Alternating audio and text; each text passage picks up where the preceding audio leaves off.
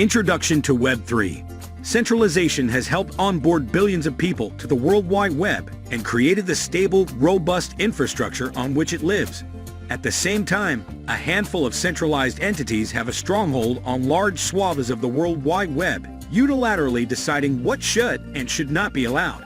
Web 3 is the answer to this dilemma. Instead of a web monopolized by large technology companies, Web 3 embraces decentralization and is being built, operated, and owned by its users. Web 3 puts power in the hands of individuals rather than corporations. Before we talk about Web 3, let's explore how we got here. Welcome back to Tech Trends for All. Before we proceed, kindly subscribe to our channel and hit the bell icon to stay updated when we release new videos. Without further delay, let's dive in. The early web. Most people think of the web as a continuous pillar of modern life. It was invented and has just existed since. However, the web most of us know today is quite different from originally imagined. To understand this better, it's helpful to break the web's short history into loose periods. Web 1.0 and Web 2.0. Web 1, read-only, 1990 to 2004. In 1989, at CERN, Geneva, Tim Berners-Lee was busy developing the protocols that would become the World Wide Web. His idea?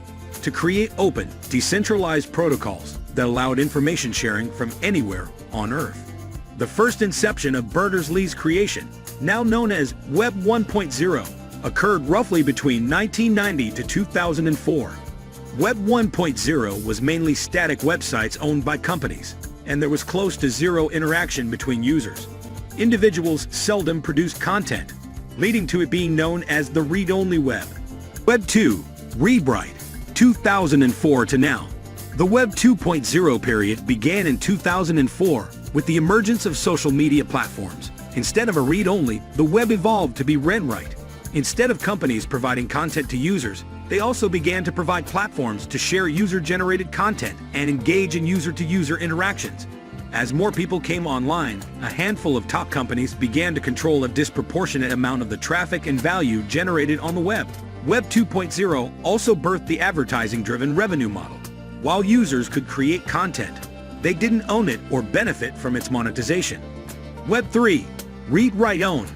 The premise of Web 3.0 was coined by Ethereum co-founder Gavin Wood shortly after Ethereum launched in 2014.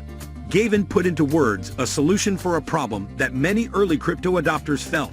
The web required too much trust. That is, most of the web that people know and use today relies on trusting a handful of private companies to act in the public's best interests. What is Web 3? Web 3 has become a catch-all term for the vision of a new, better internet. At its core, Web 3 uses blockchains, cryptocurrencies, and NFTs to give power back to the users in the form of ownership. A 2020 post on Twitter said it best. Web 1 was read-only. Web 2 is read-write. Web 3 will be read-write-own. Core ideas of Web 3. Although it's challenging to provide a rigid definition of what Web 3 is, a few core principles guide its creation. Asterisk Web 3 is decentralized. Instead of large swaths of the internet controlled and owned by centralized entities, ownership gets distributed amongst its builders and users. Asterisk Web 3 is permissionless. Everyone has equal access to participate in Web 3, and no one gets excluded. Asterisk Web 3 has native payments. It uses cryptocurrency for spending and sending money online instead of relying on the outdated infrastructure of banks and payment processors. Asterisk Web 3 is trustless. It operates using incentives and economic mechanisms instead of relying on trusted third parties. Why is Web 3 important? Although Web 3's killer features aren't isolated and don't fit into neat categories, for simplicity we've tried to separate them to make them easier to understand. Ownership. Web 3 gives you ownership of your digital assets in an unprecedented way. For example, say you're playing a Web 2 game. If you purchase an in-game item, it is tied directly to your account. If the game creators delete your account, you will lose these items. Or, if you stop playing the game, you lose the value you invested into your in-game items. Web 3 allows for direct ownership through non-fungible tokens, NFTs. No one, not even the game's creators, has the power to take away your ownership. And if you stop playing, you can sell or trade your in-game items on open markets and recoup their value. Censorship resistance. The power dynamic between platforms and content creators is massively imbalanced. OnlyFans is a user-generated adult content site with over 1 million content creators, many of which use the platform as their primary source of income. In August 2021, OnlyFans announced plans to ban sexually explicit content. The announcement sparked outrage amongst creators on the platform, who felt they were getting robbed of an income on a platform they helped create. After the backlash, the decision got quickly reversed. Despite the creators winning this battle, it highlights a problem for Web 2.0 creators. You lose the reputation and following you accrued if you leave a platform. On Web 3, your data lives on the blockchain. When you decide to leave a platform, you can take your reputation with you, plugging it into another interface that more clearly aligns with your values. Web 2.0 requires content creators to trust platforms not to change the rules. But censorship resistance is a native feature of a Web 3 platform.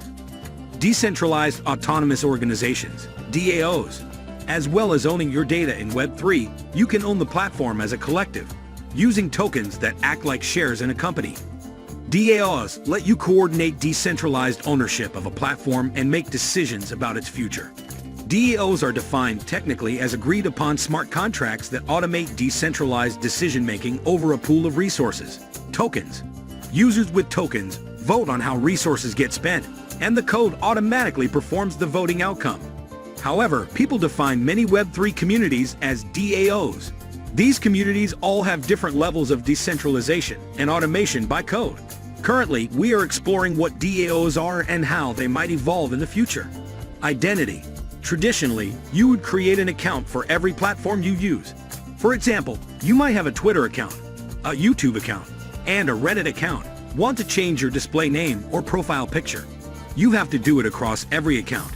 You can use social sign-ins in some cases, but this presents a familiar problem: censorship. In a single click, these platforms can lock you out of your entire online life. Even worse, many platforms require you to trust them with personally identifiable information to create an account. Web3 solves these problems by allowing you to control your digital identity with an Ethereum address and ENS profile. Using an Ethereum address provides a single login across platforms that is secure, censorship-resistant, and anonymous. Native payments. Web2's payment infrastructure relies on banks and payment processors, excluding people without bank accounts or those who happen to live within the borders of the wrong country.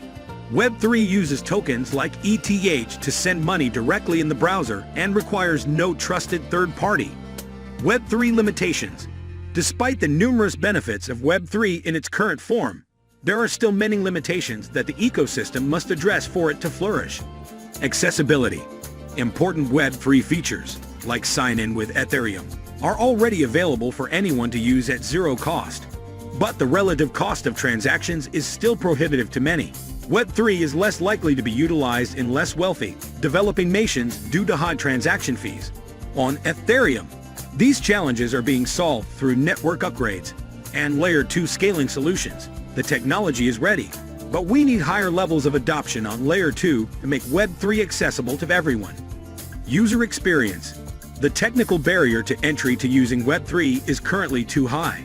Users must comprehend security concerns, understand complex technical documentation, and navigate unintuitive user interfaces. Wallet providers, in particular, are working to solve this, but more progress is needed before Web3 gets adopted en masse. That's all I have for you guys for today. If you liked watching this video, please make sure to click the like button, subscribe to our channel, and click the bell icon so that you may be notified when we upload a new video. Thanks for watching. With 3 massive airplane-sized asteroids expected to fly past Earth today, NASA has issued a warning regarding another potentially hazardous asteroid approaching in the coming days. The NASA report also suggested that a slight deviation in its path could end up being history like dinosaurs. Furthermore, it also stated that it could get as close as 3.8 million miles this time, but researchers have predicted it to get as close as 1.01 million miles by 2046. That's what SpaceX and Tesla CEO Elon Musk makes of a colossal god of chaos asteroid that NASA has deemed potentially hazardous to Earth, and a hypothetical big rock that might hit Earth and end humanity in one fell swoop. This particular monster asteroid that Musk refers to is Apophis, named after the Egyptian god of chaos. For some perspective, Apophis will travel the width of the full moon in a minute, getting as bright as the stars as it streaks across the sky. Welcome back to Tech Trends for All. Before we proceed, kindly subscribe to our channel and hit the bell icon to stay updated when we release new videos. Without further delay, let's dive in. Elon Musk and NASA had been warning us of massive, potentially hazardous satellites rattling around our planet's orbits for a decade. One of these ginormous space rocks seems to have come dangerously close to Earth this time. What is the threat level of this thing? Was asteroid finally bring forth an end to our lives here on Earth? We don't know about that, but we can sure give you currently details about the said asteroid. So let's get this video started right away, the year 2020. To start with, NASA warning us of not one, but 5 asteroids hurtling towards our planet with the speed of light. However, this statement wasn't enough for people to bed at night. 6 asteroids in question are tiny, but their size comparable to that of a minivan or a small house. So even if they do end up colliding with our planet, it will be highly unlikely for them to pose a threat to human lives. There are many such asteroids near Earth orbit that might just crash dwarf planet at any point in time. A scientist working at Johns Hopkins University told NASA recently that as many as 25,000 asteroids are roaming around our planet. Some of them go up to 500 feet in diameter, and their collision with Earth could result in substantial devastation in major cities. These space rocks might not be powerful or big enough to bring forth our extinction, but they sure will prove to be super dangerous for human living in the areas they end up striking. 2013 B07-6. If those 5 tiny asteroids weren't enough to alarm you, NASA Musk is warning about this menacing asteroid will blow your mind for sure. This asteroid, going by the name of 2013 B07-6, is set to come close to our planet's orbit on March 24. It reaches up to a whopping 850 feet in diameter. To put things in perspective, this asteroid is about 3 times larger than the London Eye, and is roughly the same size as the Empire State Building. We can't even imagine the devastation this asteroid will bring if it ends up changing courses in space. Scientists say that if the asteroid goes berserk in space and deviates even slightly from its orbit, it can cause large-scale destruction on Earth. Asteroid V07-6 is traveling at a speed 40 times faster than the speed of sound. The last time this asteroid came precariously close to our planet was in 2013, when it was discovered by Pan-STARRS survey. NASA predicted that the asteroid will skim past Earth on March 24, 2022. And that's what happened. However, this time, the distance between our planet and the asteroid was cut short by 15 times, earning its top spot on the list of NASA's potentially hazardous asteroids, or EPAAs. This monstrous space rock is being deemed the planet killer, as it's all set and ready to make a close encounter with the Earth once again in 2033. Astronomers think that the chances of B07-6 to make contact with our planet are extremely high. If it were to enter Earth's atmosphere, it could leave a dent as big as a small-sized country. Having a hard time picturing that we got you to give you an idea of how dangerous B07-6 can be. Let's take a look at it. Paulus. This asteroid gained public attention after the prediction that it might strike the Earth on April 13, 2029. Astronomers say that this object will pass a distance of about 31,000 kilometers from our planet, which might sound a lot in theory, but it's actually quite minuscule as far as distances in our space are concerned. Forget telescopes, this asteroid will be so bright that we'll be able to see it and witnesses passing through our atmosphere with the naked eye. Have you considered what could happen if the asteroid accidentally collides with our planet? Well, this asteroid is practically a baby compared to the chicken glow that wiped out dinosaurs from the Earth. But it is estimated to be 1,000,000 times more energetic than the bombs dropped on Hiroshima.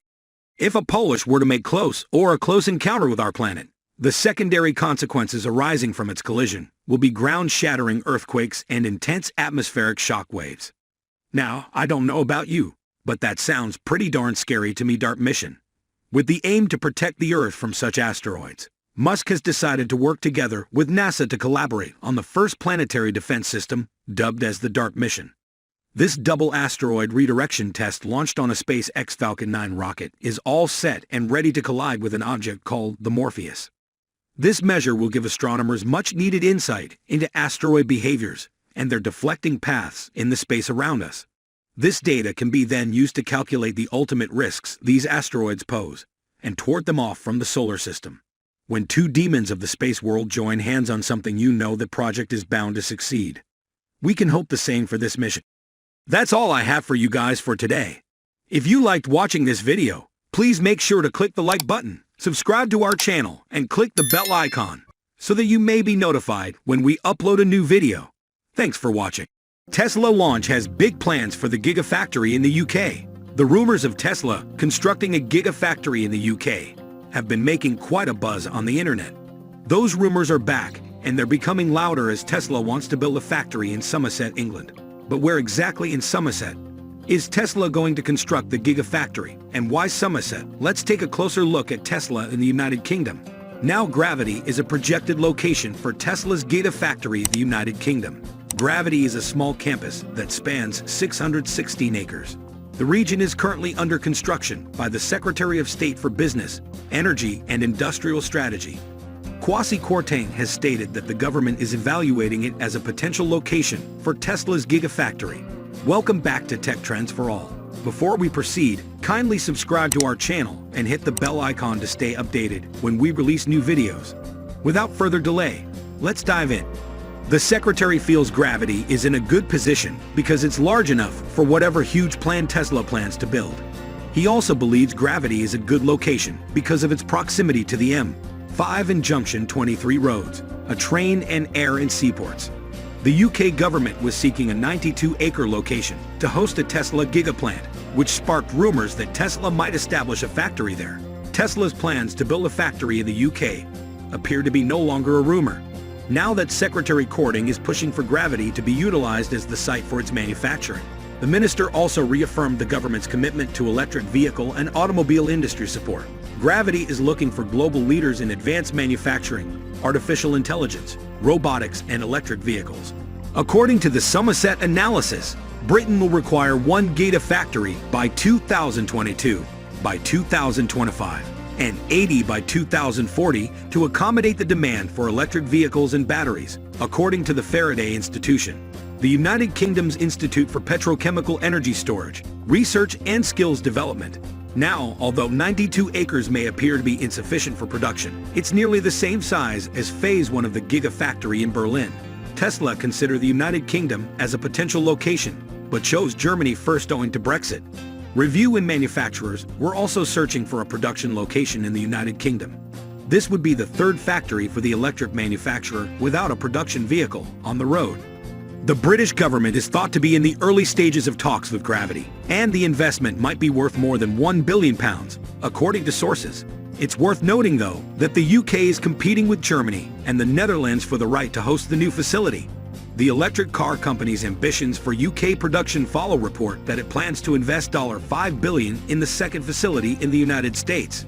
The location is believed to be in Pinal County, Arizona, and as part of the Arizona Innovation and Technology Corridor. Production is expected to begin in the second quarter of 2023, with construction on the so-called Project Tariff Plan starting in the fall of 2021. At the same time, Rivian will release its first production of electric vehicles. Tesla has long controlled the electric vehicle market, but not as much as it has in 2020.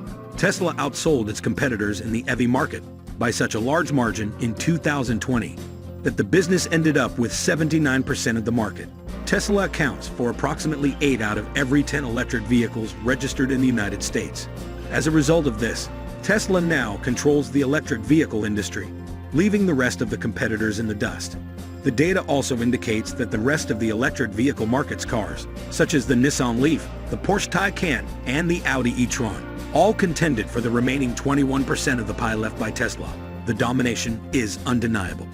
In a list of the top-ranking electric automobiles in the United States, Tesla took 4 out of the top 5 spots last year, with 90,135 registrations for the Model 3 and 71,334 for the Model Y. Tesla took first and second place respectively. The Chevrolet Volt electric vehicle, which was previously the third best electric vehicle in the country, only received 19,664 registrations over the year. making it a decent electric car with a long range and performance. But a distant third place to the top, two Tesla's other models, the Model X and the Model S, which were struggling when compared to the Model 3 and Y, came in 4th and 5th in the United States with 19,652 and 14,430 registrations, respectively.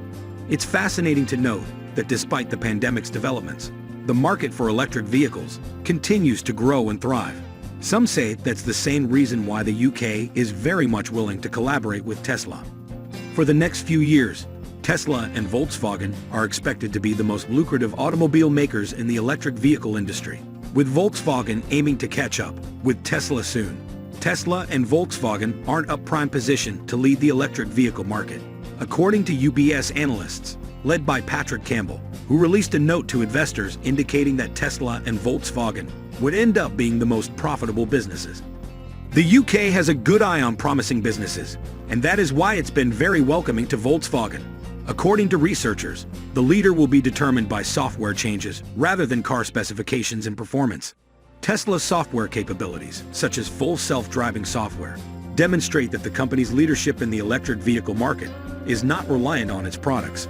The car's performance or range ratings are important, but its most significant advantage in the electric vehicle market is due to its software, which is more robust than that of any other automaker. Over-the-air updates are currently one of the most distinguishing features of Tesla's software.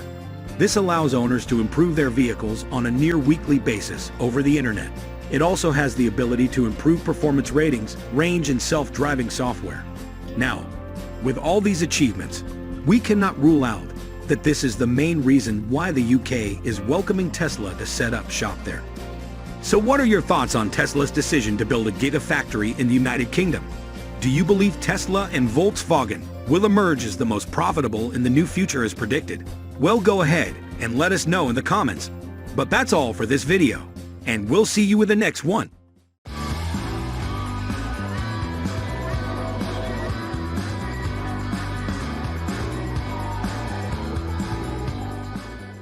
What is a blockchain? A blockchain is a distributed database or ledger that is shared among the nodes of a computer network. As a database, a blockchain stores information electronically in digital format. Blockchains are best known for their crucial role in cryptocurrency systems, such as Bitcoin, for maintaining a secure and decentralized record of transactions. The innovation with a blockchain is that it guarantees the fidelity and security of a record of data and generates trust without the need for a trusted third party. Welcome back to Tech Trends for All.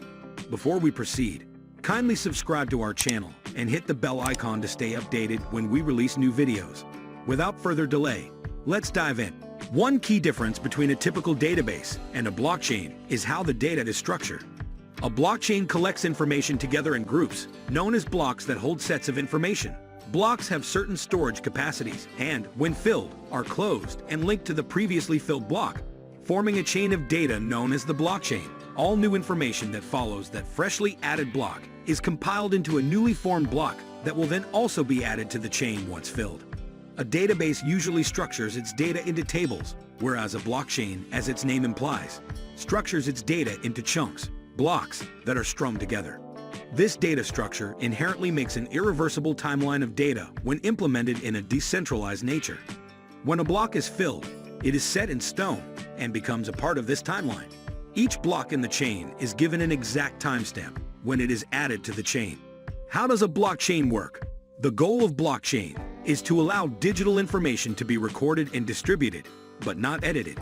In this way, a blockchain is the foundation for immutable ledgers, or records of transactions that cannot be altered, deleted, or destroyed. This is why blockchains are also known as a distributed ledger technology, DLT. First proposed as a research project in 1991, the blockchain concept predated its first widespread application in use, Bitcoin, in 2009. In the years since, the use of blockchains has exploded via the creation of various cryptocurrencies, decentralized finance, DeFi, applications, non-fungible tokens, NFTs, and smart contracts. Blockchain decentralization. Imagine that a company owns a server farm with 10,000 computers used to maintain a database holding all of its clients' account information. This company owns a warehouse building that contains all of these computers under one roof and has full control of each of these computers and all of the information contained within them. This, however, provides a single point of failure. What happens if the electricity at that location goes out?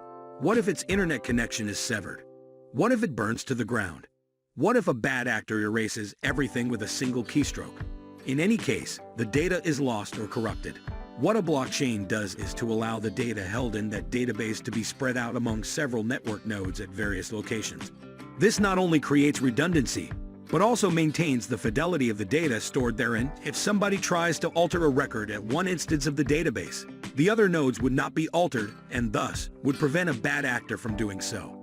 If one user tampers with Bitcoin's record of transactions, all other nodes would cross-reference each other and easily pinpoint the node with the incorrect information. This system helps to establish an exact and transparent order of events. This way, no single node within the network can alter information held within it. Because of this, the information in history, such as of transactions of a cryptocurrency, are irreversible. Such a record could be a list of transactions, such as with a cryptocurrency. But it also is possible for a blockchain to hold a variety of other information like legal contracts, state identifications, or a company's product inventory. Transparency. Because of the decentralized nature of Bitcoin's blockchain, all transactions can be transparently viewed by either having a personal node or using blockchain explorers that allow anyone to see transactions occurring live. Each node has its own copy of the chain that gets updated as fresh blocks are confirmed and added. This means that if you wanted to, you could track Bitcoin wherever it goes. For example, exchanges have been hacked in the past, where those who kept Bitcoin on the exchange lost everything. While the hacker may be entirely anonymous, the Bitcoins that they extracted are easily traceable. If the Bitcoins stolen in some of these hacks were to be moved or spent somewhere, it would be known. Of course, the records stored in the Bitcoin blockchain, as well as most others, are encrypted. This means that only the owner of a record can decrypt it to reveal their identity.